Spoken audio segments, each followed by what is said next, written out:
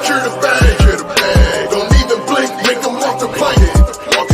Light them up, let's make them sing. Fire the cannons, fire the cannons, fire the cannons. On Bucs, yeah, we on. Fire the cannons, fire the cannons, fire the cannons. The whole field's our red zone. Let me give you 55 reasons why this is our season. Palm trees breezing, opposing teams bleeding. All right, welcome back to Buck What You Heard. My name is Gene. You can reach me at Buck What You Heard. You follow me, I will follow you back. And I'm joined by my co-host, Michael Pless of Real Bucs Talk. Been putting out the fires today, I love the content that we've seen this week. He's really broken down a lot of things and kind of helped educate a lot of the Bucs fans that, don't get to really dive in as deep as a lot of other people do. So greatly appreciate it. Great content. How you doing tonight, my friend? Oh, doing great, Gene. It's awesome. It's another week of great football, and the Buccaneers are on Monday night, and obviously coming off a good win against the Chicago Bears, who look like a mess, to be honest. So no, it's awesome to be back on here with you and talk Buccaneers football. Yeah, absolutely. And I love this because this is more of the fan perspective. I understand that there are a lot of shows and they deal with a little bit more realism, but as a fan, hey, my guy's playing good or he's not playing so good or what's going on with him. And, I am so, again, you see the title of the show, Still Cautiously Optimistic. I am optimistic for this team. I love what we're seeing from, and I'm going to start with the offensive coordinator.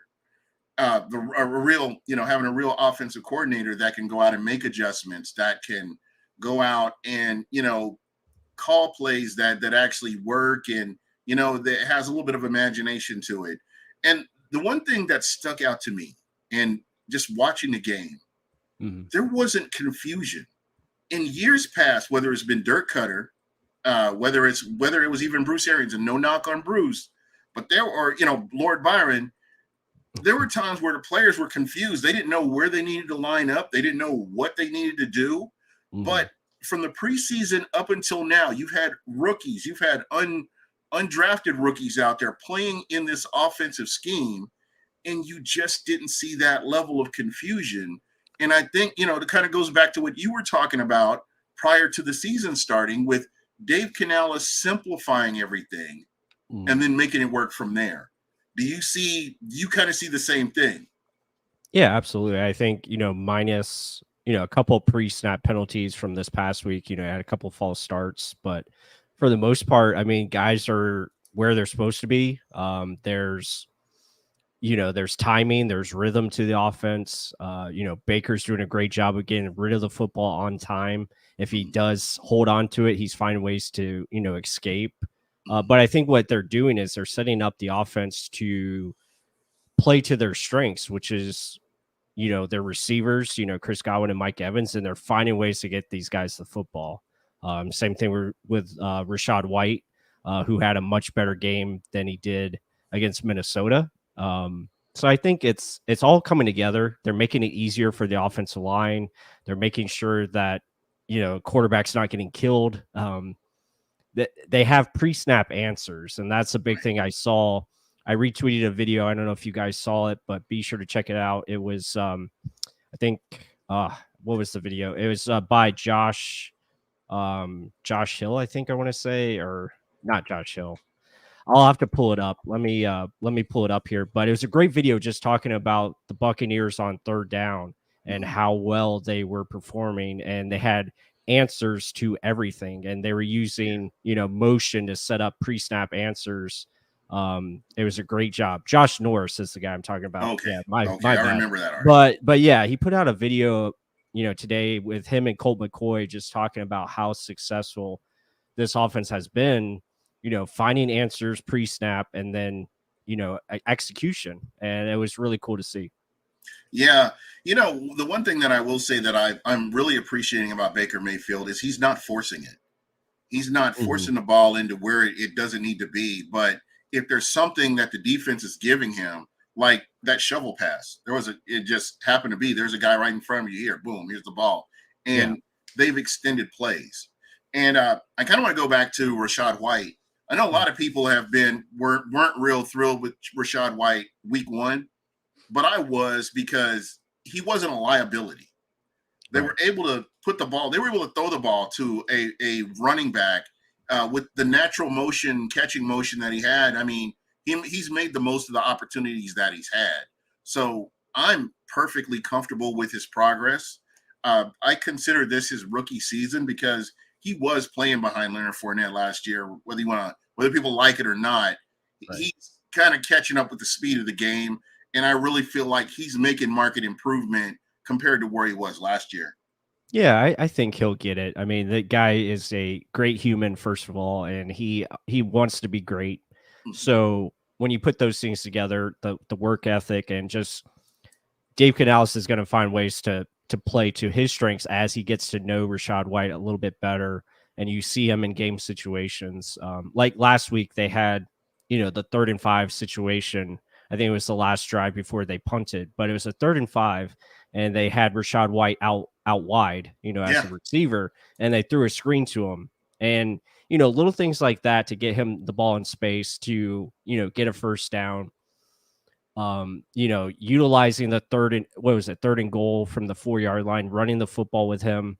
That was yeah. a great play to get the touchdown. So, yeah, I'm confident that he's going to be fine. He's going to come back and have a. I think it'll be a struggle against the Eagles this week because they're number 1 against the run. So that'll be tough sledding. But it'll be interesting to see how they utilize him in the passing game. Going up against their linebackers and stuff, get him the ball on screens. And so there's other ways you can use him, and I think he's doing a good job in those areas, especially in pass protection with the blitz Yeah, pickup. He's been yeah. You he's stole been my really good. thunder. I was, Yeah. and that's kind of what I was thinking about too. There were a couple of plays where Mhm. he picked up a blitz, and you were able to extend the play, and that's what I love about this offense this year is they're not forcing anything. If it's Right. not there, you get rid of the ball or you kick it, and you just live to fight another day, and that's been working for them. And again, it just kind of goes back to these guys look so comfortable in this offense. Even the line, I mean, even your tight ends. Mhm. And I think your tight ends are going to really have to step up in this game against Philly. Yeah. And that's kind of what I want. I kind of wanted to lead that to you and see, is that something where they haven't really been utilized like we think they could be? And I know that in this offense, there is a place for tight ends. How do you see tight ends fitting into this game coming up? Yeah, I think it's going to be important because you look at the Bucs offense, they've been operating heavy in 12 personnel, so that's 2 tight end sets. Right. They've been doing some 13 personnel with 3 tight ends, but mainly it's been 12 because they're, operating from that on first and second down, utilizing it for the run game, but also in the passing game. And that's a big thing that is key because it allows you to get your best players out, wide as far as Chris Godwin and Mike Evans, but also gives you that third option in Cade Otton. And then you have another tight end that can stay in and block. So it maximizes protection. And it just gives you different variations, which is going to be important against the Eagles because, Oh yeah. of their front 7 is pretty good. And you're going to have to find ways to get guys moving and have build time in for Baker Mayfield with the play action pass, with the shotgun formations, give him more time to access and throw against an Eagles secondary that is probably the weak link right now. It's a secondary that can be attacked, and same thing with the middle linebackers.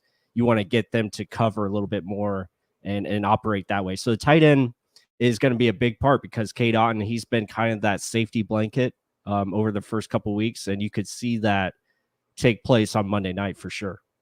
Oh, absolutely. And I'm glad you're talking about that point. I feel like this is an opportunity for these guys to really get a little bit more involved Mm. in this offense. I'm a huge Kokeef fan, huge Mm. since he was Yeah. drafted, and I think eventually there will be a place for him. We still have all these games with 15 games left in the season. There Hmm. will be opportunities for him to make plays and get involved and really help his team win. And Right. I think, they're starting out. I love where they're starting out at. And I think as they start to expand plays and you get a little bit better execution and you cut down on some of your pre-snap penalties that we saw, I think you're really going to see some really quality things from this offense moving forward. And again, I've talked about this even before he set foot on the field. Chris Godwin, a healthy Chris Godwin, is a problem for any defense. Mhm. Yeah, no doubt. And I think him and Baker are, still trying to get on the same page. They probably could have had a couple touchdowns last week, but just miss with timing and stuff like that. So they're getting better. Baker and Mike look good. So that's a good sign. But yeah, when you have those two guys that can operate like they do and win one-on-ones, and you can set up things for them in space to get them free. I think that's awesome. And you have these other guys like Trey Palmer and Devin Tompkins and Raheem Jarrett, who are kind of rotating in and out. So it gives you some different dynamics. We saw last week the run play to Devin Tompkins, which was a great call. Getting the defense moving one way and go back the other. So I think that will probably be the game plan against aggressive Eagles front. You want to get them moving one way and try to, get them catching backside, and you have that free release on the other side of the field. So that will be something to watch for. But yeah, I mean, there's going to be matchups there. It's going to be up to Dave Canales in this offense to make sure if the protection is right and they have guys lined up and they don't have, free guys coming in, they should have a chance. And they're going to still, commit to running the football because, for 2 weeks now, we've seen that they have over 30 attempts. And when's the last time we could say that for a Bucs offense where you have back-to-back, over 30 rushing attempts per game? And that kind of seems like it's the staple right now for the offense. It's been a long time for that since we've seen that kind of thing. When you look at this offense again, and I think they are committed to the run, and you will definitely see that. Mm-hmm. You have to give props to the offensive line. Offensive line was a topic of conversation from the time Tom Brady left up until the first game of the season. I'm concerned about this offensive line. I really like how they're all coming together and playing as a unit. And I think that, again, because of the simplicity of this offense, I think it makes things a little bit easier. Not to mention, and I don't know if you've noticed this, but Baker Mayfield is getting the ball out pretty quick. I mean, it's not like he's holding on to the ball in years past where we've seen, former quarterbacks hold onto the ball and take sacks and this kind of thing. There have been opportunities for him to make plays. And again, he's not perfect, but what he's doing is not being a liability to this offense. And that's huge, when you lean more on your defense than anything. Yeah, no doubt. It's playing complementary football. You're running the football to keep your defense off the field. You're converting on third downs, so you're finding ways to move the ball and keep your defense fresh, and that's huge. And you're not putting them in bad positions with turnovers, so that helps you. Whether it's maintaining leads or finding a way to just stay in the football game. The biggest thing for the Bucs offense right now is going to be the red zone offense. That is something they have to hopefully continue to improve, and I think they will with time. Yeah. But back to your point of the offensive line, I think for the most part, they're doing a pretty good job. I think it's better in pass protection. Probably the weak link right now is Robert Hainsey. He hasn't been playing as good as he was last year. So that is something, hopefully he can step up his play, but he's been kind of the weak link so far, which is surprising because most people thought, it was going to be Luke Gedeke because, of his experience last year and then moving back to right tackle. But he's been pretty solid. Cody Mock for a rookie has been pretty good. I think he stepped in and played really well. And then you look at Matt Filer, he's been average, but decent. Not a liability. I think that's the biggest thing you can say. None of them have really been a liability outside of maybe Hainsey at times. Yeah, there you go. But yeah, I mean that's pretty good. And Tristan Wirfs, is Tristan Wirfs. So I mean he's gonna succeed anywhere he plays. And I do want to apologize because I was not happy with him moving to the new position, but he's gone in there and he's knocked it out of the park. And, that just is a testament to just how talented this kid is. And, we're very fortunate. When I look at all the offensive linemen that were drafted before him, in how they're playing and what they're doing compared to what he's doing, I am so happy that, the Bucs ended up with him. And, I was excited. I Mhm. was excited when he was drafted. I was excited. And, he's normally for me, when it comes to the draft, I'm either indifferent or I'm super excited. I'm never going to be negative about a player coming in because it doesn't do any good. I think it's stupid, to be honest. Mhm. So, when Light has made picks at times, I'm like, man, what is he trying to do with this pick? But Mhm. at the end of the day, you want to see what that player ends up doing throughout their career. You want to look at their body of work rather than, what whether it didn't match up with what you wanted. So again, I was very happy with the worst pick. And, some of the other picks that Jason has made, has been hit and miss. And you look around the league at the different general managers and you can't tell me one general manager that hasn't had misses. I mean, look at New England and what their track record is with draft picks. So again, this team can only improve. And that's the most important aspect in all of this is that there's none of the flaws that I see aren't something that you couldn't coach up or something that they could just prepare better or mentally just prepare for them, prepare for these things and try to overcome. So again, Mhm. I don't see anything that's like got me panicking. It's just be consistent, go out there and do your job, and I think it'll all come to you. Yeah, I think, we knew last year that, the offense was the biggest issue. You're looking at this defense for the most part, they've been pretty consistent. And so far 2 weeks, they've only allowed 17 points a game, which is great. That's what you want. That's the goal. And even on defense, there's still opportunities for growth and to get better, more consistency from the back end and also the front end. But the main thing is, for the most part, those guys are playing together as a unit.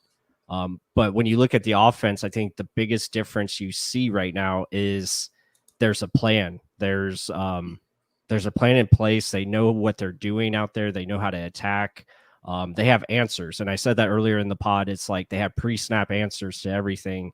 You're giving the information to Baker, and what he's doing a great job of is getting these guys in the right spots in the right play and then just going out and executing. So it's really making it easy for the quarterback to just go, okay, pitch and catch. This is what I'm doing right here. This is where I'm going with the ball. It's really refreshing to see how they're running the same plays, but in different variations, And that's something else you talked about. And even yeah. before the season started was Mhm. you could go out there and it looks the same, but you're running a different variation of what you saw the play before. And I Right. think we saw that with Mike Evans. I think there was, and I'm trying to remember the video. Mhm. It may have been the Four Letter Network that somebody was just kind of breaking down what Mike Evans was doing on the three monster plays he had. Mhm. And it was the same play, but it was a different variation of the same play, and they were able to capitalize on it each time. So, um, again, shout out to this offensive coordinator who, he deserves all the kudos so far, and you hope that he continues to improve on this.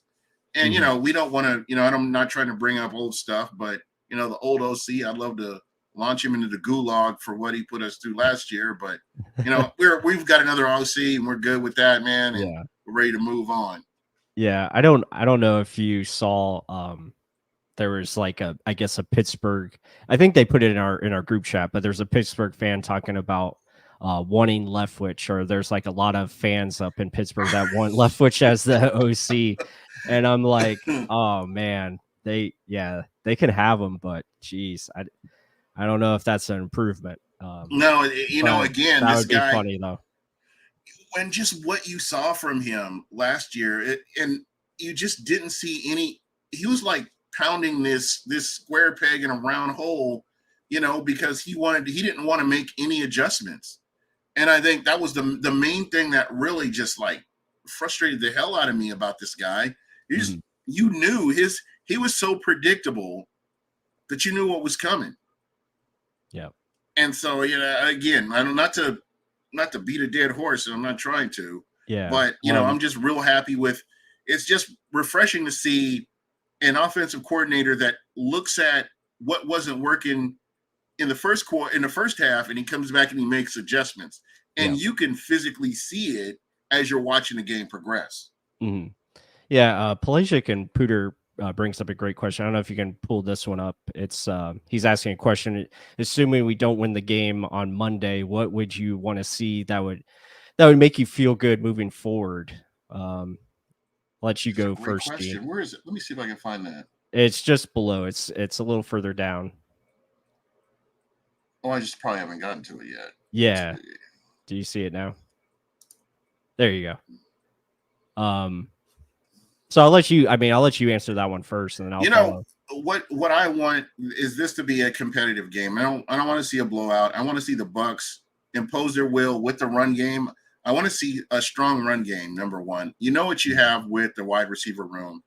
And I know what you could potentially have with the tight end room. And I just think it's just a matter of time before you get those guys going and they become an integral part of this offense. But for me, just market improvement. That's what you want to see game in, game out. You know that the Eagles are considered an elite team in the NFL, regardless of, what happened last week, just how everybody's got them lined up, whether it's offense, whether it's defense, whether it's coaching, they are looked at as a team the team to beat.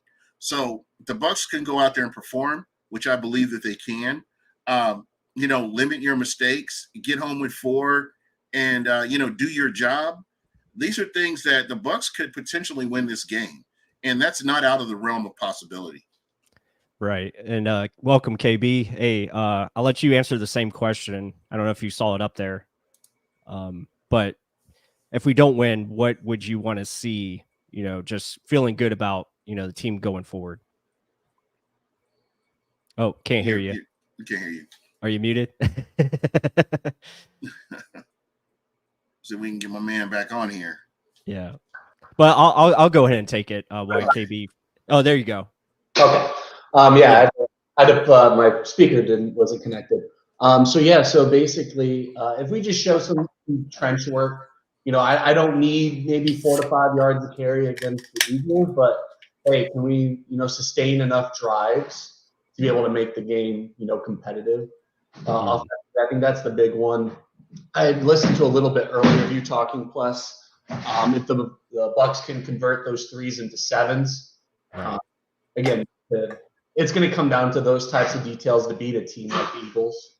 So defensively, sometimes Bowles has got a good track record against Hurts, but QBs with legs generally give him issues. Fields didn't even try to attempt. They're not using him the same way as they did last year. So last week wasn't really a test in that regard. So the Eagles are going to do the double butt push on those QB sneaks. What are we going to do to stop them in their run game? Because we saw the Eagles' offensive struggle last week against the Vikings on Thursday Night Football, and they immediately was just like, hey, we're just going to try to run the ball. Yeah. And they're their only sustainable offense. They're not going to be able to do that against us. We'll see if Carlton Davis plays, but offensively, can we just sustain some drives, send some 3s into 7s? That's just what's going to make this a competitive game. I think the Bucs have already won the first month of the season to have those 2 wins. Mm-hmm. So to me, the Saints and the Eagles to me are just like a test for, where are we at in the retool, rebuild, whatever you want to call it. Where are we? Yeah. Yeah, no, those are great points. I'm in line with that. I think what you want to see is just, good execution. And like Ken said, scoring inside the red zone, taking advantage of what you have in front of you. And then defensively, I would love to see some winning up front with 4. I know that's going to be tough because their offensive line is one of the best. So just seeing what we come up, game plan wise, and see if we can make this a close contest, which I think it will be. And how does the team react in the fourth quarter if they have an opportunity to win it? That will be cool to see. But I appreciate the super chat by Pelagia Computer. Also, I think G Gomez had one as well. So much appreciated to the support there. Yeah, definitely, definitely.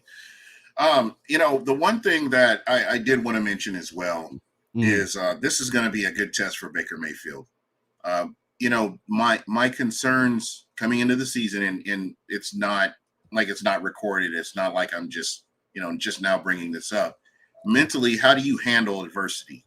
How do you handle, getting punched in the mouth? Do you come back from that? And, do you play within yourself, play within, taking what the defense is giving you, put this team in a position to win and not be a liability? And I think Baker Mayfield coming away with no turnovers in this game will be a win for me, in my opinion, will be a win. Yeah. Just based on his body of work in the past and just how he settled into Tampa. I'm excited about him, again, cautiously optimistic, but just seeing this guy and the plays that he's made and the fact that, nobody's talking about this. Baker Mayfield can read defenses.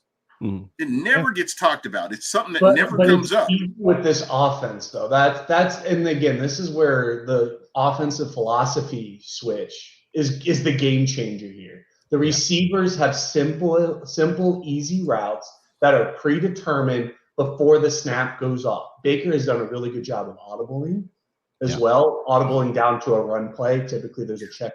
2 plays are called in the huddle. He's checked down to good situations. But at the end of the day, though, Gene, his job is just so much easier in this offense. I know Bruce Arians loves him, but I don't even want to envision what Baker Mayfield looks like in the Bruce Arians offense. He would have been on the struggle bus big time just because of just how complex that offensive playbook is and just what he's working with right now. He looks so comfortable. He looks fluid. And again, I just want to see him under adversity. How does he handle adversity? And is he that leader that's going to say, hey, everybody, let's calm down. Let's go ahead and get the first down, and we'll just move down the field. And we've seen that with him. We saw him in a 2-minute drill where he drove down the field. And to me, that's helped? Mike Evans, baby. Yeah, Mike fucking Evans. Yeah. This yak Mike Evans, that spin move down the sideline. Beautiful. I know the commentator and some people on Twitter are going to talk about the push off for the 60-yard pass, but elbow to the face. I mean, it was a bump. There was a wee bit of an extension, but there was. But at the end of the day, though, I mean, it is what it is. That was a ginormous play for that situation. Yeah. It jump-started our offense. My first drive was a field goal. So I mean, hey, this is at least what we're seeing at the Bucs. The first 2 games, they're coming up and they're getting some points on the board early. That's setting them up to be in games. Lean on the defense. Obviously, they shut it out. And then I want to give a big shout out to Mr. Jake Camarda, your NFC special teams player of the week. Yeah. I mean, talk about defense. He stopped a blocked field goal 6 on his own. So. What we're seeing is there's a team where not everything's perfect, but players are stepping up and everyone knows their responsibilities. There's always the Logan Halls of the world that's not really fitting into everything. Robert Hainsey's not fitting into everything. But when you have 22 starters and there's only 2 that I really have worries about, I mean, Zion McCollum, I think, had a fantastic game. He did. So, I mean, your backups are doing a solid job. Devin White and Levante David as good of a start as you can ask for. Shaq Barrett, gets that pick 6, and then JTS has 2 sacks. I mean, I don't know what else you can really ask for except for maybe more Godwin. Yeah. What else can we really ask for right now? And I think this is going to be the Godwin game. No offense. I mean, Mike Evans his explosiveness was deeply needed those first 2 weeks, but this is the week you just got to get those first downs. The way Godwin closed out that last drive against Minnesota. I expect those types of setups for him against the Eagles. Mm-hmm. Yeah, and just to add to your point, Gene, about Baker and him continuing this play, this level of play against the Eagles, I think that'll be really cool to see and see if he can keep up this efficiency, playing smart, taking care of the football, not trying to force things, understanding the situation and understanding when to go downfield and take those shots. And they had an opportunity last week with Mike Evans. I think it was 2nd and 5. Mike is open past his wide defender, ass open. and Baker didn't pull the trigger. So I'm wondering, like, okay, is this going to be the week where he takes that shot and it connects, and you get that big play? So that'll be interesting to see how that operates, and hopefully. But like I was telling you guys earlier, and Ken, if you heard, but they have pre-snap answers. I think that's the biggest thing, like pre-snap answers to combat any challenge that the defense is giving them, so they understand. That's where like the pre-snap motion comes in, if it's going to be zone or man, and it makes it easier on the quarterback, and he just understanding where to go with the football. I think that is great to see. So hopefully that continues. And yep. Yeah. Tempo is going to be huge. I mean, we know how good the Eagles' defensive line is. They got some big boys in the middle. They don't get tired, even though it's going to be nighttime. It's still going to be feeling like 90, 95 on that field. Oh, yeah. So, I mean, keep them on the field, getting to those play calls early, keeping the defense on the field, and let Canales basically tell Baker maybe a new play. I think week 3 I think it would be unrealistic to expect that week 1. But if they're doing that week 3, week 4, post bye week, again, I think this is the first week where we'll see things open up. I think for the most part, things have been mostly vanilla for the most part. I mean, very simple concepts across the board offensively. So will we? But to your point, real quick, and I'm glad you said that, they've been executing, and that's where it's at right there. The most basic play, they've been making the most out of those, as you say, vanilla plays. And, I think they're going to expand the playbook as we go along. But, KB, you're spot on. And I believe that, just the fact that they're able to execute on these plays is huge. When your running backs are catching the ball out of the backfield, and the running backs are catching screens, speed and space, and they're making the most of that, that is huge. That's something we haven't seen from this Buccaneers team for a long time. I'm trying to think the last time you've seen pass catching running backs where they've been able to impact a game. Not since Charles Sims, baby. There you go. The great Charles Sims. Yeah. But on that note, I mean, I think what's really been valuable to the Bucs is being able to run 30, 35 times the past couple of weeks. I don't think that model is going to be sustainable against the Eagles. And I'm just going to say, hey, what were the Bucs really good at for the past 3 years? Stopping the run. What did the Seattle Seahawks not do against us in London? Try to run the ball. So I expect a lot of quick, short passes, getting the ball out of Baker's hand, a lot more shotgun runs as opposed to under center. We saw that adjustment in week 1. I expect to see a little bit more of that because we know the Eagles are going to rely on their front 4. So let those double teams hopefully win. Give Robert Hainsey and Gadecki, who's done a pretty decent job, just give them a little bit of help. I think this is the week where you max protect more. And I think when the Bucs have run max protect the past 2 weeks, it's led to some big explosive plays. So that tells you that the offensive, scheme is allowing these, play callers, Dave Canales, to be able to say, hey, during the week, these are the plays that we think are going to work, and we're going to time them specifically when we need them. Yeah. Yeah. Like I was telling Gene earlier, it's like, you're finding ways to get the ball to your best players, and that's important. Like, Mike and Chris each have, what is it? Chris had 5 in game 1. He had 5 in this game, and then same thing with Mike. He had 6 and 6. So it's like you're finding targets for your best players, and that's how the offense should be. Like, you're not trying to. Little Trey Palmer just sprinkled in. K-Dot, tight end sprinkled in, but it's like saying, plus it's the 2 main guys. Canales told us he's going to scheme it open for his guys, and he's done it so far. Oh yeah, without question.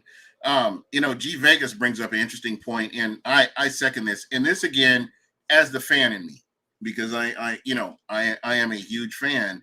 I don't care to hear from national media, the 4-letter network, 3-letter network.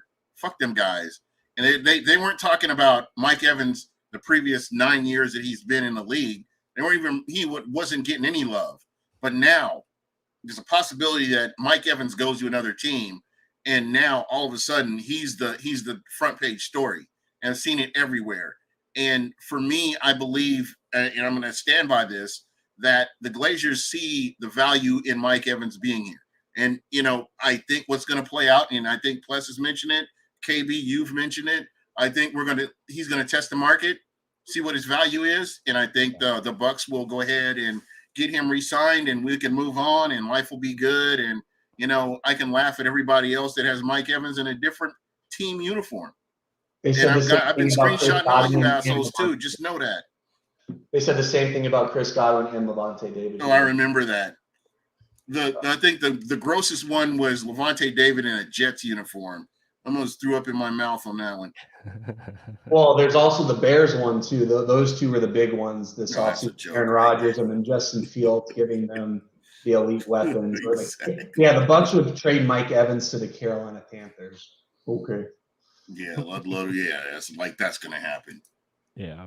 Yeah, no, I agree with what you guys are saying. I mean, Mike is most likely going to be here. He's not going to go. I mean, they'll like you guys are saying, they'll let him test the market, and the Bucs will come back with a very competitive offer, and he'll end up staying, just like the rest of the free agents that they're probably going to, let test. Levante will be in the same boat. So, man, this Jay guy is a jerk, man. Who the hell is this guy? Jay's going to keep Plus from running for office from all the pictures I've seen from the Minnesota. Yeah, Plus, where all the buried. Yeah, I gotta go to Green Bay with this guy, so it's gonna be interesting. It's gonna be cold, and you two are gonna be all snuggled up under. I know. He's gonna sneak into my bed. I'm like, what is this? What is happening here? What the hell's going on here? Yeah. Oh, Left was wait. You're supposed to design plays for our best players. Yeah, that happened. Yeah. No, analytics say that you're not supposed to do that. Yeah, fantasy football. Exactly. Yeah, he's playing the Atlanta Falcons. Ignore Bijan, Kyle Pitts, and what's his face, Drake London football. Mm-hmm. Yeah, unbelievable. So real curious. I just want to go around the NFC South, and I'm glad that this came up. This is a perfect opportunity. You look at what Atlanta has done, and you look at New Orleans, and I've gone back and watched a couple of games. Is the way they're playing, is that sustainable? And I'll start with Atlanta. Atlanta, I mean, they're not even, like we said, we're not even using their best players, but who have they also beaten? They beat the Panthers, who we're about to be 0-3, by the way. Bryce Young's not going to be playing on Sunday. Packers. So what's up with that? What's up with the Bryce Young thing? He hurt his ankle. But again, it's the first overall pick. They're not going to compete. They don't even have a first-round pick next year, so it's like they're not necessarily tanking, but they got to protect their investment. Andy Dalton will take the hits against Seattle. But my point is, the Panthers have lost to the Saints and the Falcons. Right. So from that standpoint, hey, we kind of know what the hierarchy is there. And then from the Falcons' perspective, I mean, they're gutting out some close games. Bijan is a player. There's no doubt about it. But again, their quarterback situation, Derek Carr hasn't been looking too shabby either. No. And who knows? And again, it comes down to the Saints offensively. Is Michael Thomas going to, continue to be healthy? And they're targeting him a lot, both him and Olave. But we just found out today that they lost their starting safety for the next 3 weeks. Marcus May will not be playing against the Tampa Bay Buccaneers in 2 weeks. Mm-hmm. Yeah, I mean, I don't know if you guys saw the play after the Carolina game where Michael Thomas ran a slant to the locker room just because he didn't want to face Big Boy out there. Was it Brown? Derek Brown. That was a dope slant. He ran straight to the locker room. He was talking on the way, but he was like, as soon as he hit that slant, he was in the locker room, and I guess he didn't want that smoke after all. Well, see, that's the thing. This year, it's going to be all about how the NFC South performs against each other. Yeah. And so far, we've kind of seen that the Panthers are probably going to be the lower end. I mean, Bucs really have them late. So will Bryce Young, be hurt? Will they hold him out, especially that last game of the year? But even when healthy, we're not seeing everything dialed up. What concerns me about Bryce Young is how small he is. I mean, and I don't think it would. There are some players that are small. Like you look at Christian McCaffrey, and the guy is just durable. I mean, they ran him into the ground while he was in Carolina. Christian McCaffrey has muscles on his muscles on his muscles, and he's in great shape. if you see because in Pantherland up here, I mean, I know everything about Christian McCaffrey because that's all anyone used to talk about pre the game that I went to last year when he got traded and Byron put up 3 points. I mean, he takes care. He's got saunas in his house. He pays, $500,000, $1 million just to take care of his body. Oh, Christian McCaffrey is also in the best offense to protect him. yeah. Bryce Young ain't Great in that kind of situation right now, and that's going to be the big thing. Carolina was hurting on the offensive line last year, and how do you expect it, protect that investment this year? So and they really got to protect. They got to teach him to get down. We saw that in the preseason. This guy will try to run through a wall if he. No, I was just gonna say he's got no one to throw to. I mean, he's got Adam Thielen, man. He might as well get a K now for Adam Thielen. In my opinion. Yeah. He got that touchdown last week, but it's not looking too pretty. Yeah, I mean, it's a tough situation for Carolina, and that's why, when we were talking the offseason, I was like, why is everybody picking Carolina to win this division? I mean, they have a whole new coaching staff on both sides of the ball. You have a team that is, learning, new things, plus a rookie quarterback on top of an offensive line that is beat up right now, and wasn't very good to begin with. And then you look at, defensively, they still have issues across the board. So I didn't see it. And, speaking of Atlanta, you guys were talking about them. They just have an identity. Like, they know who they are. Like, they're going to run the football no matter what, because they're trying to do kind of similar to what the Bucs are doing as far as limiting throw attempts, like keep Baker under 35 passing attempts. And you see that's successful. Like, the difference is the Bucs are utilizing their star players as far as Mike Evans and Godwin much better. And Desmond Ridder, I'm not too confident on him either. I just don't think he's the quarterback that you want, running that offense. There's still inconsistencies there. And their receiving core, yes, Drake London, not bad, but other than that, you don't really have much to work with. So really, it is Bijan Robinson's show, and you hope that it's those two's the offense, basically. Yeah, so you're hoping he continues to, lead the team, and then defensively they have issues as well. Like, they have no secondary to speak of. Yeah, their who is pass that? rush Who is it? Somebody just got hurt on their secondary. Mm-hmm. Chung, was it Chung?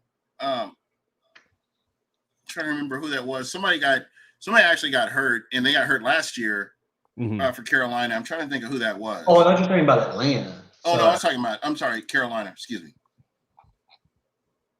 Was it Patrick Chung or? Hold on, I had to look. Oh, you're speaking of the linebacker, Shaq Thompson. I know. Yeah, Shaq Thompson. Shaq Thompson got hurt. Yeah. And then, Jeremy Chin, I don't know if Jeremy Chin, that's who it was. Yeah, I think he's okay though, right? Or did he get injured as well? That's what I was thinking. I was thinking he had gotten hurt. I know Shaq Thompson's out for a while. I think he's out for the year. So yeah, it's tough blows. I mean, and then the Saints. I'm not scared. I'm not scared of the Saints. Like, Derek Carr, he's just too up and down. He's going to throw you opportunities to pick off the football. Their offensive line is not the same because with Trevor Penning, like, that he's the weak spot. Like, you can attack him. Their guards are beatable as well. So yeah, I think when you look at that, the Saints are a team that, yes, still has a good defense as far as secondary, but there's weaknesses to exploit. Where the Bucs probably match up a lot better, especially when you look at how Canales is calling the offense. He's not going to do these things that we see in the past where the Saints are able to stop, us for, the whole game. Like, we're not going to get shut out against the Saints this year. That's for sure. Well, and even if the Saints win week 4, I still don't think it's a fair. It's Brady week 1, 2020 type scenario. I mean, like, it's going to be in their house. It's right before the bye week. Right. The offense has been clicking, sure, but against the competition from the defenses that we've played haven't been to the level of what the Eagles and even the Saints this year are. So yeah. Again, I just think regardless what happens week 4 and even week 3, honestly, bearing a Giants collapse, I just wouldn't be worried about this team. They took care of what they needed to take care of. if they win the games that they should win, we're looking at 8-9 wins. So like again, I think if they can sneak a third win, whether it be against the Saints or Eagles, I just wouldn't count on it, but I wouldn't bet on it. But I think, hey, there's a good opportunity there, and you never know what happens any given Sunday or Monday. Yeah. Oh, just so everybody knows, we're simulcasting this. This is on Real Bucs Talk on their YouTube channel as well as Buck What You Heard. This is the show, and I'm just glad that you guys can come on and just wherever you're at, we're able to sit down and talk about football. But I know it's kind of confusing, and so if you're on mine, you're not seeing everybody in the chat, and if you're on theirs, you're not seeing everybody in the chat. But that's what's happening. So it's being simulcast, but it's all the same place, all the same love. We're all Bucs fans, and that's what it's all about, baby. Yeah, absolutely. Yeah, no, it's awesome doing this on Thursdays. I think it's great. Just talking about, this team and also, just around the league. But you're seeing once we get into, like you talk about, Gene, once you get into like week 6, where you start to see tendencies and start to get patterns, and that's really where it's going to be fun to see how this team adjusts on both sides of the ball and what comes of it. But right now, I think they're in a great spot. Like Ken was saying, you go into these next 2 weeks, if you can pull out a third win, like you're in great situation. 3-1 at the bye would be amazing for this football team, and you'd be able to come back stronger because you'll probably get healthier. You'll be able to get a Kalijah Cansey probably at full go by that time for Detroit. If he plays at all during these next 2 weeks, hopefully he can. But if not, it's not a big deal in my opinion. I think you let him make sure he's good, because those calf injuries, as we see with Joe Burrow, you don't want them to hang around and linger. No. What I really appreciated about Kalijah Cansey, what I got to see from him with live bullets, is this guy is legit. I believe I think he's certified. I think he's a legit product. Just kind of watching him play, just a little glimpse we saw of him. Yeah. And, I just want to see him 100% healthy. I don't want them to rush him back. I want him to come back 100% full strength. I don't want to talk about tightness or potential soreness or any of that. I want him to rest until he's ready to come out there and whoop that ass. And, even if that's in the second half of the season, I'm good with that. I believe that, just based on what we've seen from the Bucs, is if they keep on this trajectory, they will be playing for the NFC South for sure. Oh yeah. Yeah. They're going to be right there. And, but yeah, to your point to Kansas, I mean, he was looking amazing in those 11 snaps that he had. Run game too, not just pass game, obviously. Right. Oh yeah. Right. He was just in the run game. Yeah. He's disruptive. The whole season, basically. Yep. Exactly. And like, you guys have heard me talk about Logan Hall. Kalijah Cansey is like 1000% the opposite of Logan Hall. Like Kalijah Cansey has great technique. He understands the game. He knows how to win with leverage. He knows how to play position. He knows how to change things up and disengage and win. Just an elite player. And that's probably why he was a first round pick. Logan Hall is a second round pick. But yeah, Logan hasn't been very good. And I'm hoping, it gets better. Me too. We just hope it gets better. Question. In Madden, is there an eating grass rating? Because Logan Hall would be number 1 in the league. He would. 99 overall, for sure. And I guess what really frustrates me with him is when he gets on the field, he gets washed out of the play. Mm-hmm. Yeah, it's not like have no leverage. It's not like he's standing his guy up. He literally gets washed out of the play, and he has no factor in it. So, and I've had people tell me, oh, well, he got a tackle for loss. But when you look at it, and I've used this analogy, I'm going to use this analogy again. That's like me going into the forest, drunk off my ass, and I find a cold case of beer, and I trip over it. Right place, right time. I didn't use any of my skill to get this, but here it is. And that's kind of how I've equated some of the plays that he's made. It wasn't like it was effort, it was burst. It was technique that he got to where he did. He just happened to be there, and that's where it was. It was laid in his lap. And again, this is a guy. He's still young. He can still improve. But just what he's shown us from day one to now, I haven't seen anything that I'm like, oh man, this guy's got burst. This guy's got technique. This guy's got strength. This guy has it. You know, it's kind of like Adrian Claiborne. When you were watching Adrian Claiborne, you're like, why did we draft this guy? And Cam Jordan. You mean 5 Jordan sacks a game? Adrian Claiborne, the slander. The slander. I'm going with that, man. I'm going with that, man. And not well. I will say this. I will say this in his defense, he wasn't healthy. He didn't stay healthy as a Buccaneer. So I will say that. I'll give him that. Well, he got drafted with literally a nerve damage in his shoulder. But for Logan Hall, I consider him the anti-Gerald McCoy. Gerald McCoy will give you a splash play, but Gerald McCoy on a run play would run right past the running back, and Logan Hall is anytime a double team's there, he's on the ground. So that's basically what he is. I expect against the Eagles, I actually expect Will Golston to get more snaps. I hope so. Yes, I think there's going to be more of a defensive line rotation. The Eagles, I expect a game plan of a lot of running and RPOs, hopefully to hit A.J. Brown or Devontae Smith down the field. I expect them. I honestly think this is going to be a lower scoring game than I think many people realize. I think there's going to be a lot of, running, play action, a lot of, short, easy passes for both sides of the field. So I just think, I think JTS is a monster game. The 20s, I will be surprised. I'm honestly putting that on the record. In my hot take is JTS is going to have a monster game. I think they're going to key in on Vita Vea. I think they're going to key in on Shaq Barrett.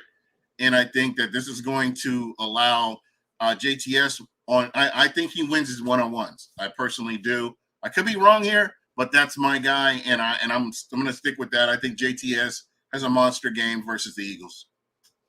Yeah, no, I think that would be great to see. Back to Logan Hall, I think the one thing he is doing well is he is taking up blockers when it comes to the pass rush as far as getting guys free. He is doing a great job of stunts and pushing guys around there. So that's a positive. But yeah, I'm in the mold of what Ken is saying. I think it'll be in the low 20s. I think both teams, it'll be in like that 24-20. I could see a score like that. Maybe 17. I 24-17. I could see it. Yeah. 21 for me. Like I don't see many points here. It's just like unless I think the Eagles are going to be more prone to explosives than we will this game. Mm-hmm. But Todd Bowles has done pretty well with not allowing explosives. And the Eagles don't have their OC that we see. Anthony Richardson was having a lot of success in Indianapolis. Jalen Hurts does not look like the same Jalen Hurts. They are still a very talented football team. But if their game plan is to run up and down the field against the Bucs, unless Vita Vea gets carted off the field, I don't see that. There's going to be a lot of attempts of running, and I just don't. I think this is going to be the Devin White game of all Devin White games. This is what he wants. He wants to play downfield. Dallas Goedert isn't going to be a huge factor the way that he was last year. I think Devin White's going to be playing downhill, and you guys know how I feel about Devin White. I think if there's a game for Devin White to play like he did week 1 and literally hold the spotlight, it's this game. He's going to be, whether it be spying Jalen Hurts or keying on one of those running backs, Devontae David's going to probably be having Goedert a lot more. So I think Devin White playing downhill, if he wants to play like he does week 1, he is going to keep us probably single-handedly in the game, assuming that defensive line holds up. Can I throw in a defensive turnover for Levante David? I'm just going to throw that in there too while we're at it. Since I'm out here throwing hot takes around. I think that is good, and it's going to come down to who can run the football better, and also protection of the football. Turnovers are always going to be the key. So if the Buccaneers can play a smart, clean game, they're definitely going to be right there at the end. It's just going to come down to can they make those key plays in the fourth quarter. But I think both sides are going to try to get something going on the ground game, utilize that play action. And see if there's any big plays available. But Yeah, I mean, Todd has done a great job against this Eagles team of the past. And like you said, it's a different offense because we haven't faced AJ Brown before yet. But when you look at, you know, the scheme and the new offense coordinator with Brian Johnson, the head coach now at the Colts, it's different. So, and Jalen has struggled inside the pocket, like he's just not seeing it as far I as don't they think want. he's comfortable. Yeah, I mean, you can see where he's hesitating. He's taking a lot of sacks. He runs into sacks. It's not because of his offensive line either. No, the offensive line is fine. Like they're giving him plenty of time. This is on him. It's just like, yeah, and a lot of times he'll give you opportunities to make picks. You just have to make sure you take advantage of those.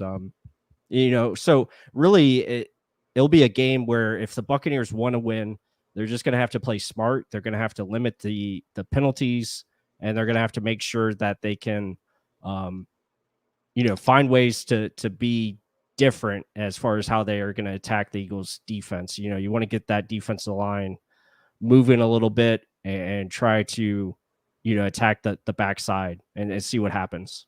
Yeah, and you hit the nail on the head. Charles Reed, we need to be super disciplined when it comes to the RPO type plays.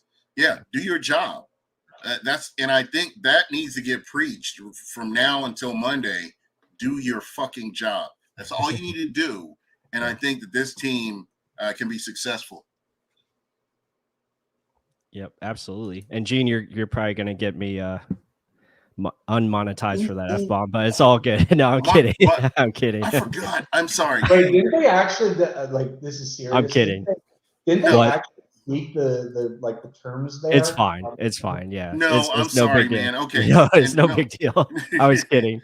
Yeah, no, it's all good. I thought plus first like a sailor. Damn, I didn't yeah, but you know, you're on the most unprofessional show, and you know, it's just yeah, like you didn't have to worry about that on loose cannons or anything. But you're on Buck What You Heard, so you know, just anything can happen. Yeah. No, it's all good. No, I was just joking with you. But no, I think all of you guys are making great points. I think it's gonna be a great test. I think it'll be really exciting to see how these adjustments are played with Canales and also Todd Bowles. I really want to see how yeah. Yeah, exactly. But yeah, it's going to be cool to see what kind of wrinkles, and like Ken was saying earlier, I think they're going to really open it up, and you're going to see some different things that we haven't seen yet, especially with the route combinations and even in the running game as well. All joking aside, I really am excited about after the bye week to see what the Tampa Bay Buccaneers come up with. I feel like this is a team that, you know, we've just seen a small portion of what this offense can do. And I think once Dave Canales gets comfortable, you know, with everybody, and I mean everybody, I really think that you're going to see something totally different. It'll be night and day from what you've seen in the first part of the season. We're just this is going to be the third game into the season. I think you're going to see a lot more from this offense as we move forward. Mm-hmm. Yeah, no, I'm right there with you, and it will be fun. Now the main thing is, can they pick up it, you know, inside the red zone? That will be interesting. See if they like. I think that's where Ken was probably going, like with the variation inside the red zone. I think we haven't seen much from that aspect, but that'll be exciting to see if they change it up this week because they know it's kind of been like a little bit of a struggle. So maybe, you know, finding ways to get guys open, you know, scheming them open with some pick plays and stuff like that. And if Bradbury's coming back, I expect a little bit more man than what the Eagles typically have shown without him last week. So that I just think again, that's just going to open a lot in the red zone. I can see the Eagles just crowding that box. It's just like, hey, Baker, beat us. We haven't even seen the Mike Evans fade yet. We haven't seen the Chris Godwin pick play. We haven't seen a lot of those wrinkles yet. And again, if they get into the red zone, I think there's going to be a lot more creativity than what there has been. I don't think they're ready to go fully into the bag. I think coaches probably want to use a little bit more against the Saints. If I'm just going to be fully frank here, especially coming on a short week, that's a huge division game. They lose to the Eagles, the season's not over, man. Like, again, I expect the Eagles to come out with an extra 3 days of rest to come up with something nice. So I think we're going to have a counterpunch ready there. But like Plus is saying, it's just going to be turning 3s into 7s. I expect the Bucs to move the ball pretty well. It's just going to come down to the red zone. I mean, they're a well, coordinated team. They have some issues in the secondary right now. So it's going to come down to that defensive line. And what did Canales say? He's going to look at the statistics and say, hey, probably not a great idea to run on this team. So I expect, again, a lot of probably play action, shotgun, RPO type, get that ball out quick. I don't think you're going to see Baker turning his back to this defense very much. Probably like near the goal line. But again, I expect a little bit more in the offense, and I think that's a good thing, everyone. They won 2 games without having to go into the bag. Well, it's the most creative play we've really ran, the Devin Tompkins end around. I mean, like, they haven't done anything. We know what this team's created. I mean, Puka Nacua is in this offense in LA looking like Mike Evans right now. Yeah. So that goes back to what I'm saying. This offense, people are comfortable in this offense. And that makes all the difference in the world. And as Bucs fans, I don't know how long everybody that's watching, I don't know how long you've been Bucs fans, but we've seen where you've got an intricate playbook and these guys are struggling and they're like, what's going on? They're tapping their helmet. They're not sure, doing this kind of thing in the preseason going into the regular season. And you're still seeing, what are we doing? But this year, I mean, undrafted free agents, and this, I'll die on this hill. Undrafted free agents are coming in and they're producing in this offense. Mm-hmm. You've got a wide receiver who we still haven't talked about a lot, and he's out there doing his thing. He's a rookie out here doing his thing, and we haven't scratched the surface on what this guy's going to bring. And again, this offense it's still undetermined what this offense is going to end up looking like at the end of the season. But for now, everybody's comfortable. People are coming in, making plays, and they're able to get comfortable enough to do their jobs. And I think that's the most important part when you're looking at this offense as a whole. Mm-hmm. Yeah, and thank you, Pelagia Computer, with the super chat. As he says, imagine what this offense will look like a month from now. Exciting to see what's in store. Yeah, I mean, the offense is just getting started. It's going to get more comfortable as long as guys can stay healthy and we, have, people in place. It'll be a lot of fun because, like Canales said this offseason, it's about being simple but complex in delivery. Like that's, or I think it's the other way around, complex but simple in delivery, and that's what they're doing right now. I mean, like Ken said earlier, they're running a lot of just simple plays, but making it fun and making it hard for the defense to identify where they're going with the football. And I think that's a credit to them and the staff and what they're doing. And you can just see, like, this is a different Baker Mayfield. Like they are identifying what his strengths are and they're playing to it. I think that's a huge factor. They're playing to the strengths of everybody. Yeah. They're not asking these guys to do, things that they're just not comfortable with. Like Trey Palmer, for instance, like him in the slot, his job is to clear guys out. Like he's taking safeties with him. He's being that speed threat. And when the adjustment that you're going to see later on the year is when they don't go with him, he's going to be the guy getting the football. So that's the fun part of it. That's what you're seeing with the variations. And it's going to be really exciting stuff. Yeah. Shout out to MK. I appreciate you checking us out. Thank you so much for jumping in the chat. Greatly appreciated. Again, as Ples mentioned, Real Bucs Talk at Real Bucs Talk or Buck What You Heard. Either way, I appreciate all this. I appreciate, everything that's going on in the chat. My man KB, we get to get him back. He's out here making millions on the road, doing his thing. But it's good to have him in here, just talking football. And, as a high-level former player, man, his insight is greatly appreciated. You're too nice. I couldn't agree more. Ken, talking football with Ken is always awesome because, again, I don't have the experience playing the game. I just grew up watching and studying the game. and just kind of, trying to learn as much as I can. I'm still learning. Like, I don't know Yeah. everything, but and when Ken talks, you can understand that he has that experience from playing offensive line, and it's really cool to have that, that conversation back and forth. And yeah, it's just a lot of fun. Yeah, absolutely. So guys, I can't believe it's been an hour already, man. And that's what I say when I hang out with you guys. Yeah, it's about time to see the Giants get their ass kicked. Yeah, it's time to watch it, man. And the Giants fans were jumping out the window week 1, and it's just really bad right now. They beat the Cardinals. They had a whole fourth quarter comeback. I got to watch part of that in a bar. That's like the only football I watched of week.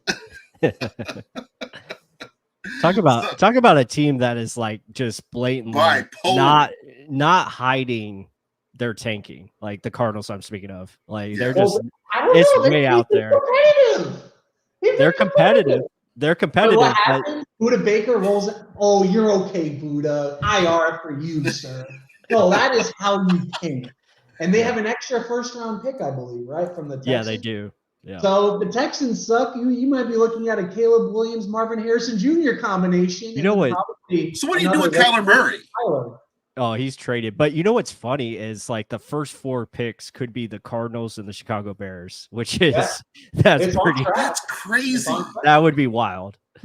Could you imagine if they trade Justin, or they want to trade Justin Fields, and they're like, oh, and the Bucs get him. Trade up to number 2, please. We'll give you 3 and 4. Yeah. Please. I mean, literally, what would the Bucs do with Justin Fields? Would you take Justin Fields? I mean, imagine him in this offense under Canales. If Canales is here, would you take the chance of trying to shape him and make him a quarterback? I could potentially. Yeah. Huh? Not for a 1. Right. No, hell no, not for a 1. Oh, yeah. Heck. But I mean, some team's gonna pay a 1 if they miss out on one of these quarterbacks. Give me the Washington kid, man. Yeah. Like, I think there's the Bucs could draft 15, 18, and probably get a normally top 8 quarterback or top 8 pick in the quarterback. This draft, I can't tell you about the position players from a college. This is the first year I've really dove into college football. These quarterbacks, especially in the Pac-12, man. Colorado had me staying up till 2 a.m. and I had to travel the next. Shout out to Coach Prime. I'm actually going to the ASU Colorado game. I'm going to go and check him out. Check out Coach Prime live. I wanted to go see him in Jackson, but I missed my opportunity because I ended up going to France, so screwed that up. But this year, I will get to see Coach Prime. A dream come true. Travis Hunter. That's going to be a fun player in the NFL, baby. Oh yeah. And I mean, the quarterback Sanders his son is playing out. He's playing outstanding. Sanders there at 18. Shit, why not? Why not? I mean, Kyle Trask starting back in Florida. Again, a lot of it's going to come down to Baker. If Baker signs that 2-year deal, so I have to ask you guys if Baker is successful. I'm meaning the Bucs are in the playoff with Baker Mayfield. Is this a guy you look at re-signing, or do you look at the draft and potentially bringing a quarterback in, or do you look at Kyle Trask?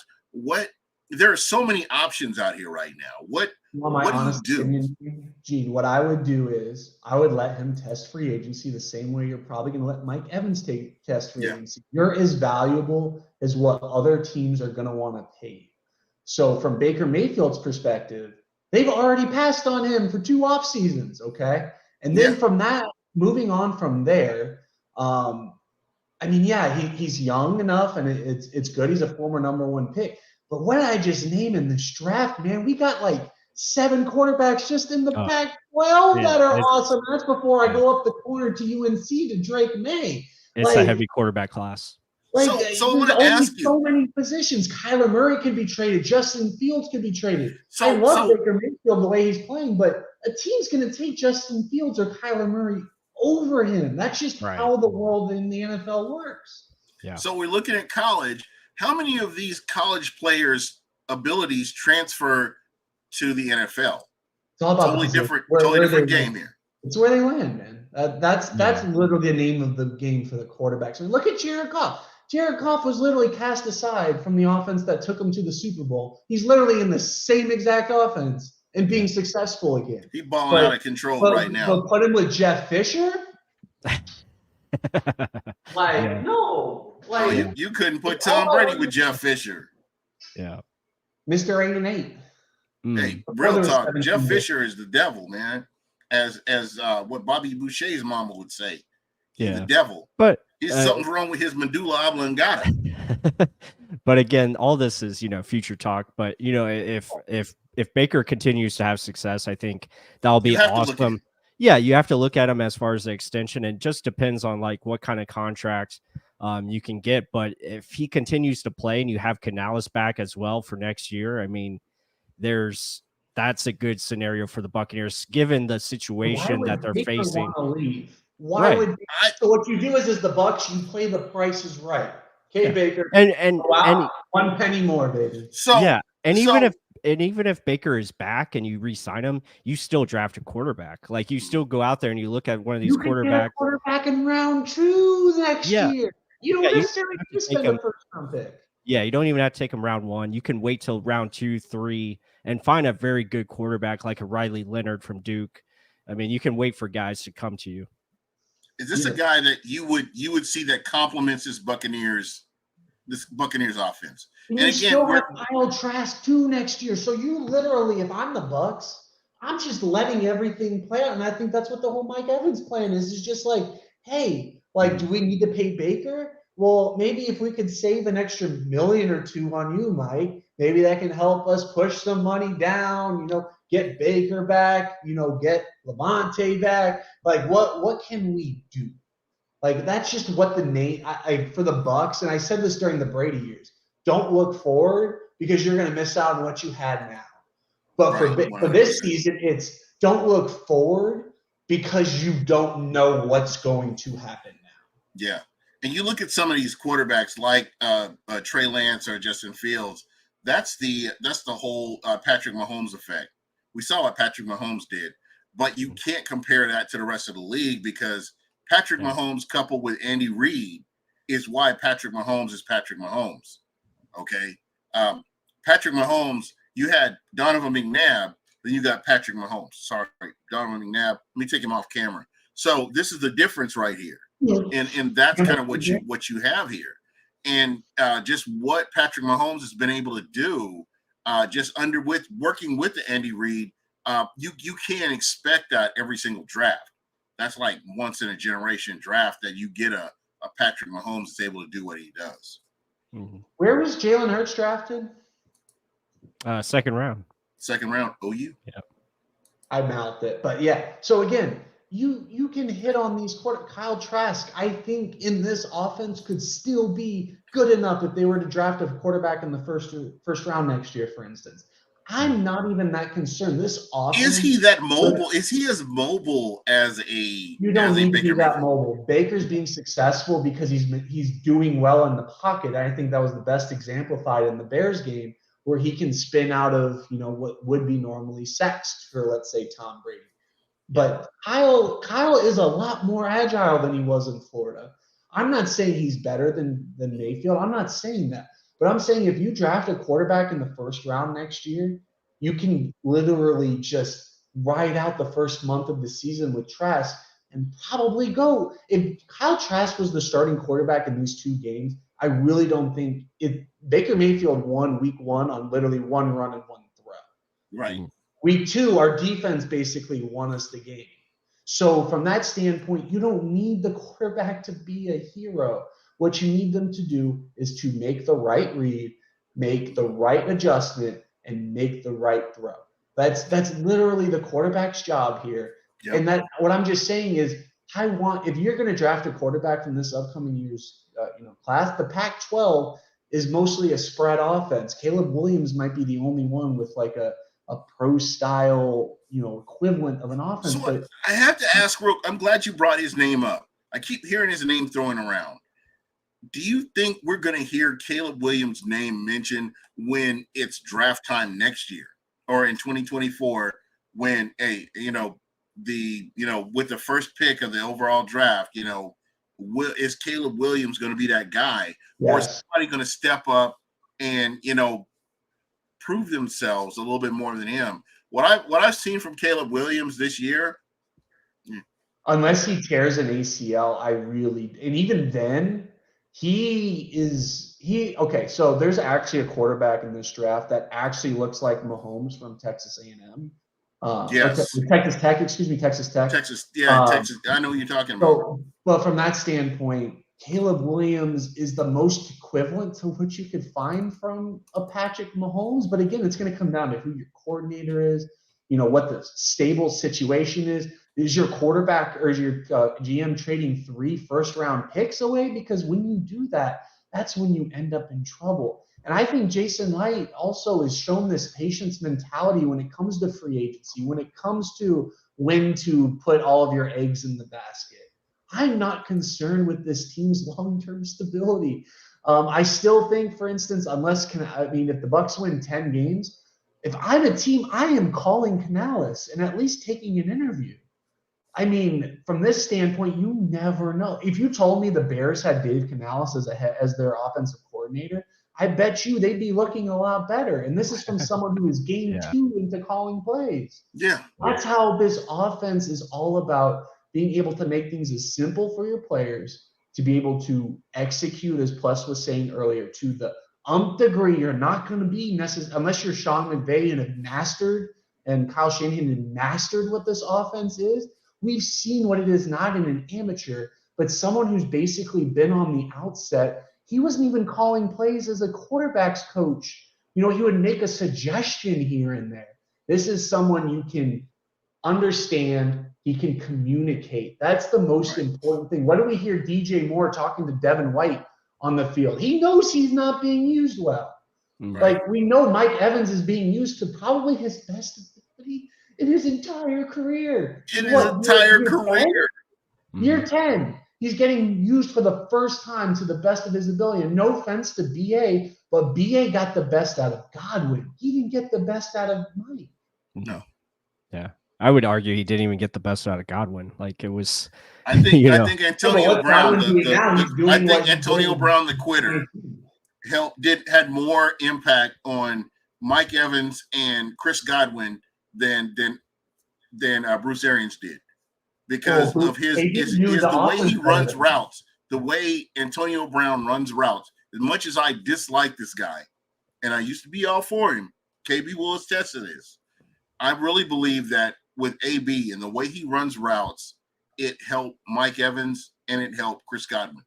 I think it helped AB because AB knew the offense better than literally any of those guys. And we see how smart Chris Godwin is. He's the first one who apparently learned the offense and taught it to everyone. Right. AB might not be the smartest off the field, but you can be, no offense to him, a dum-dum and still be a mastermind on the field. Because what does AB care about? AB. So if AB wants to make money, AB is going to know how to run a 10-yard out route better than anyone. That's just how. But what I'm saying is, if you're practicing with an AB, and you're already an elite receiver, and you're learning from this clown, the quitter, I mean, it does nothing but helps your situation.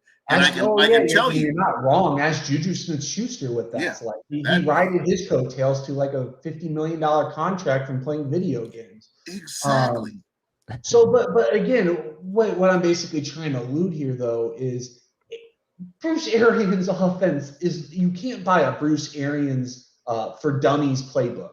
Not even close. Like, you can't do that because it's literally, you have to be literally like a rocket scientist to really know, hey, I have to know. Imagine playing Bill Belichick and Bruce Arians' offense when they change their scheme every single week.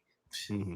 How do you know what to do? Yeah, it's predicated on what the defense is playing. Yeah, it's tough because it's all based option routes, and there's a lot of things, variables and change and all that stuff mixed in. Tom Brady would eat plays before they develop because it would just be like, oh, I can tell he's probably not off, or there's pressure, but it's like, I can already tell this play's broken. Yeah, and a lot of the success came because, first of all, you had a very good offensive line, but also you had 4 legit options on every play, and one of them is going to be open pretty much 90% of the time. And that's what happened. And that's why they found, success. That's why they were really good in 2021, scoring 30 points a game, because guys just couldn't cover everybody. And, Gronk was open, or it'd be AB underneath, or it'd be Mike and Chris downfield. And even then, it was never that easy. No, it wasn't, because and you had guys operating it that, because that's how hard the offense is. You can have this three goes Hall of back Fame to caliber players and struggle. But this goes back to what I was saying about Dave Canales and the simplicity of his offense.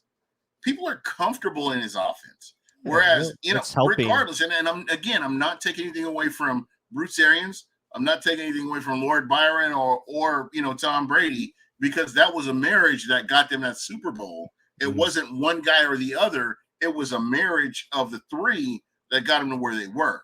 So before we hop off, to give Todd Bowles credit, I mean, he's the one who hired Dave Canales in the first place, and we've seen him be a lot more aggressive as a head coach. Mm-hmm. Yeah, 100%. Todd Bowles deserves the credit for everything we say about Dave Canales. I just want to guys, you trust your OC. That's why it is. Like he made the hire. He could have taken an easy way out. He could have hired internally. He could have done a lot of things, but I think he took the a guy who's never called plays before, that is a ginormous risk. And an offense that typically he has really struggled against. Yeah. And that's why I'm actually excited to see what we do against like the 49ers, the Lions. I'm really excited to see what Todd Bowles has been practicing against this defense all offseason, how he's going to actually be able to make those adjustments too. Yeah, man, this has been so much fun just talking to you guys, just picking your brain on, where you guys are, this going into week 3 of the NFL season. I appreciate you guys, and I want to thank you. I can't believe we've almost been on here an hour, 21 minutes. That's crazy. But Pless, I want to start with you. And first and foremost, the articles that you've dropped, the videos that you've dropped, the care that went into making those. Thank you. I used to write back in the day. I know you used to. Yeah. Pless and Mark. I want to thank Mark. And Mark, great guy, but he's married, so he's limited on what he can do. He's kind of like, this is Byron Leftwich right here, basically. Mark is the quarterback, and Mark's wife is Byron Leftwich. So Mark can do a little bit, but he can't do everything. Yeah, I'm saying this, Mark. Yeah, you heard this. He's your boy. This is your boy and stuff. And if it gets bad, I will definitely send your wife some box wine. But that's just what it is, man. That's just how you are, bro. You weren't how you were when we first met you, but you are where you are. So it is what it is. I'm not going to say anything. Plus, shining star, bro. Thank you so much for what you do. I love the show. I love the concept. I like that, when a show comes out, I get on Twitter. Oh man, show's out. So I go ahead and drop it in a rotation. I'm good with it, man. Real Bucs Talk is legit since day one. Thank you, my brother. And tell everybody how they can get a hold of you and what projects you got going on. Yeah, I appreciate that, Gene. Yeah, Mark is right now behind the scenes. He does the behind the scenes work. He's doing a lot of the film videos, so he's doing a great job. And obviously, you can catch me and him live on Mondays, 9:15 Eastern. A lot of fun. But yeah, it's been awesome time at Real Bucs Talk. We're really growing as a channel, and we just continue to put out the stuff that people want, and that's film breakdowns and really put an emphasis on that and how this team is looking and what they're trying to do. But yeah, I mean, Mark has told me I'm the face of Real Bucs Talk, and sure. I take that to heart, because I try to lead by example and put out a good product, because that's what it's about. And people are definitely enjoying it, and we appreciate everyone who joined us here tonight. Appreciate Eugene and Ken for the time that you give myself on this channel, and also support of Real Bucs Talk. So it's been an awesome ride, and we're going to continue. As far as next, we'll probably have Bucs offensive line film study tomorrow. That should be fun. Talk about Robert Hainsey and his struggles. And then we'll have probably a Vita Vea as well, because Vita has been dominant, like just flat out dominant.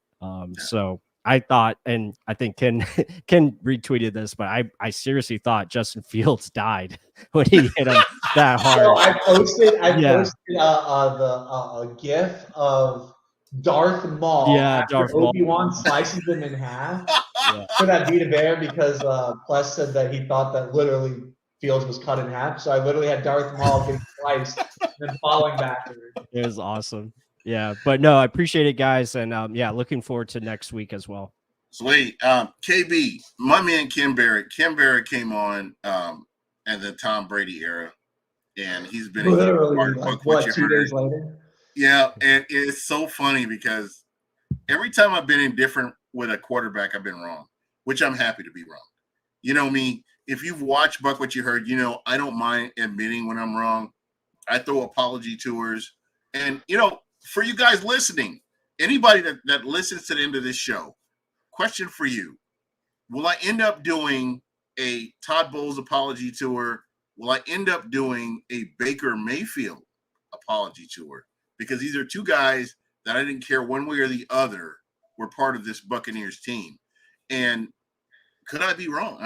I don't mind being wrong. And I will bring that up at the beginning of every single show with the apology tour. If you go back to Ryan Suckup, I was indifferent about Ryan Suckup, and this guy came in and made you forget that the Bucs had a kicking problem. The Bucs may not have a kicking problem, by the way. Yeah, exactly. By the way, no, sorry, I said that wrong. They might not have a kicking problem. Oh, I don't think they do, but we'll dive into that mid-season, and we'll get a little bit more into that.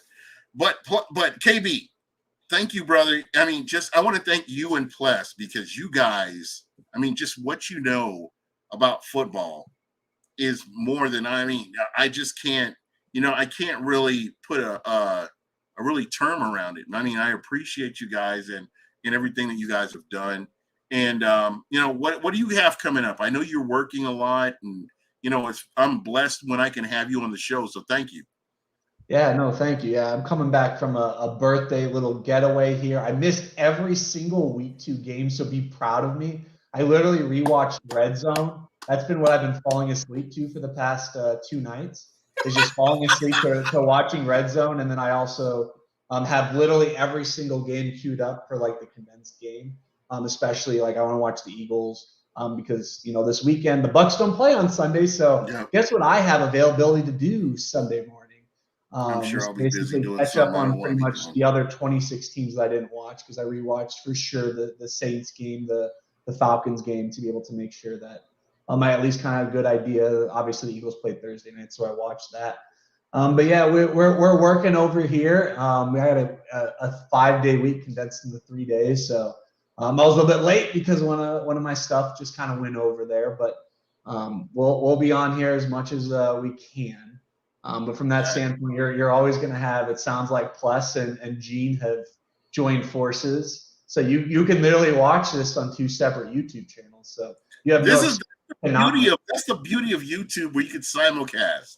And again, Plus, I want to first and foremost, I want to apologize for my potty mouth. And moving forward, you will have a cleaner, Gener show as we move forward, my friend. Oh God, I'm sorry, Plus. So I do want to say, for me, this has been a fun season so far. You've got an offense that doesn't piss you off, and to me, that's exciting. You got guys that are making adjustments. You got a defensive coordinator that looks at the first half and makes adjustments in the second half. This is something I want to see progress. And again, cautiously optimistic. That is my theme for 2023. And I believe that if we can get to maybe game 11 or 12 and the Bucs are consistently winning or consistently improving, I will drop that moniker. But, until then, I'm excited for the product that they're putting on the field each week, but I can go week by week. That's all I can do. So I'm excited. I know this team is great. I want to shout out Bud Cannibalists, Charles Reed, and let's see who dropped the super chats. Yeah, Pelagic Computer and Pelagic Computer, and I think Gene G something. I forget. All right. Forget And his handle. MK, thank you so much. New user. RG, I think it's RG Pew. We are doing this every Thursday. I like Thursday a little bit better. It makes things a little bit easier for me where I can go back to all 22 on Tuesday if I'm lazy and I don't get to watch it on Tuesday and watch it on Wednesday and be ready to give you guys something realistic. What I try to do with the show, I'm all about the fans. I think the fans deserve a voice, when it comes to a successful show. And I haven't really been like promoting it like I should because I'm a lazy bastard, but excuse me, it is what it is. And I'm excited. I'm excited about the season. I think this is going to be a great season for us. And next week, we're going to talk about what happened on Monday. So I'm excited. And again, thank you guys so much for contributing. If I missed anybody, thank you for checking us out. And I will make sure to next week, we will have the phone lines open where you can call in and just give your opinion. So next Thursday, I will have the phone lines open from the beginning of the show to the end. If you want to call in, you definitely can. I'll have the number at the bottom of the screen. So look for that. But anyway, we are out of here. Everybody have a great weekend. Don't be stupid. Don't drink and drive. And that's all I can say. Everybody have a great weekend. Peace. See you. Go Bucs.